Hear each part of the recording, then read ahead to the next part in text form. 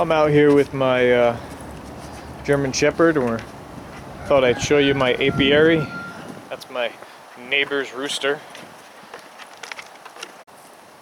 Come on, Z, let's go show him what we got here. Oh. This is that nook that my daughter painted for me. I just used a clear coat sealer on it today. I'm actually going to use some flexible rubber coating for the bottom to help preserve it. Here's one of my apple trees. I only have an acre, but we try to make the most of it. This right here along where I have the hay is where I grow garlic every year. And then I have some plum and nectarine, and that's another nectarine, peach, my pear, another apple, and my kids have their pets. Here's hops and clover, and they like to breed them, and then we give the rabbits away, the babies, to people that want pets. And these are lionhead rabbits, right, buddy? This is the friendly one. The female can be a little aggressive, but this is a nice guy right here. So this is 3 of my hives here, and it's still pretty complicated. So let me just go over what I have on this one. I mean, there's my bottom, here's my mouse guard, right? I just use some wire that you can purchase at the hardware store. I think maybe it's hardware cloth, right? This is like a slatted board, which gives them some extra space, so that some extra protection from the wind. And then my hive body, and then I do a double hive body.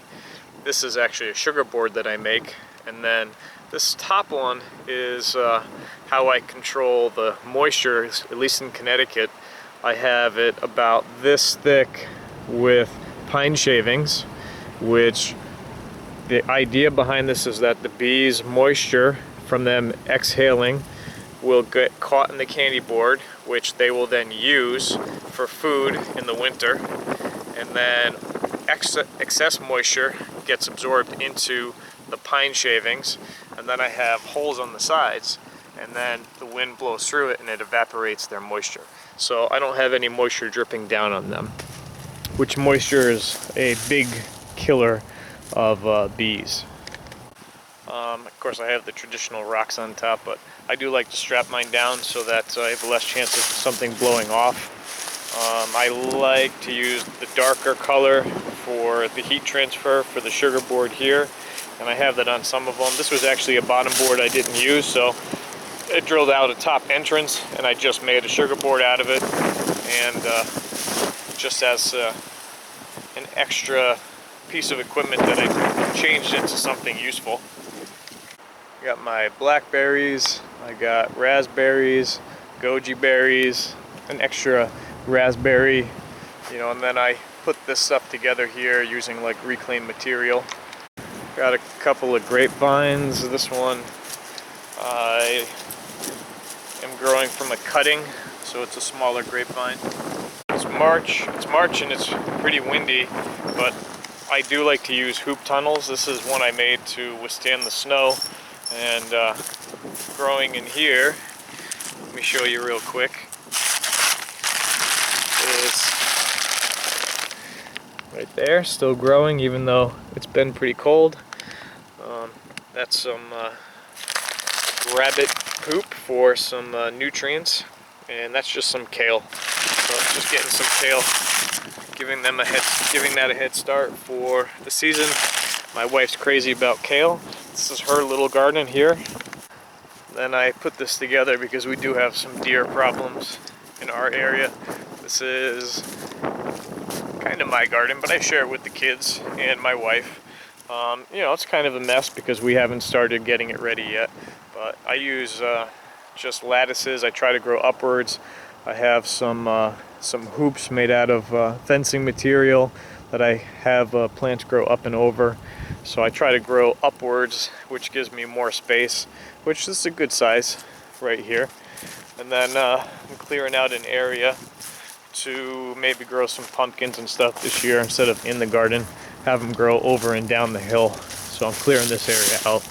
And then I have my 4th beehive up here. And same thing, I have the same setup. And nobody's flying today because it's still too chilly.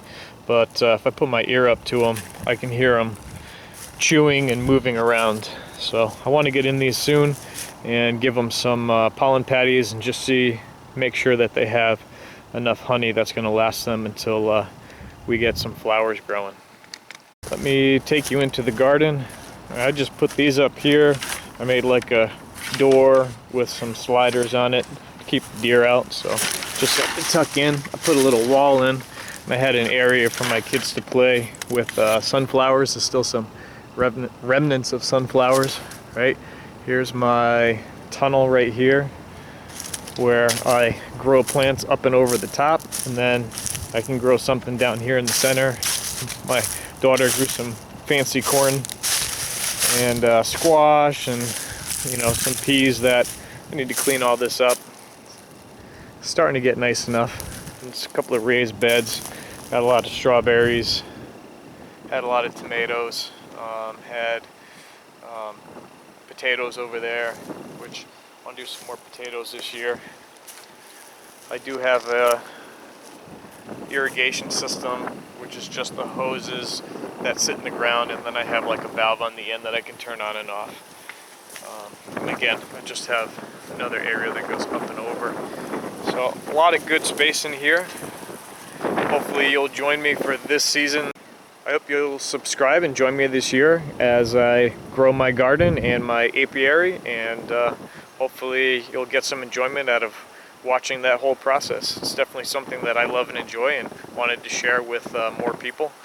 You can see me at this channel, and I also have Ask the Car Experts channel where I do videos on BMW repairs. So if you own a BMW, shoot me a question, I might be able to help.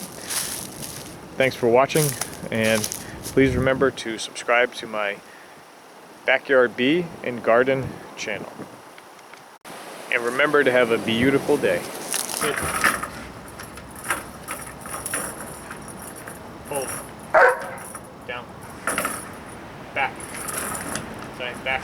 Hey. Sit. Say hi. Pull.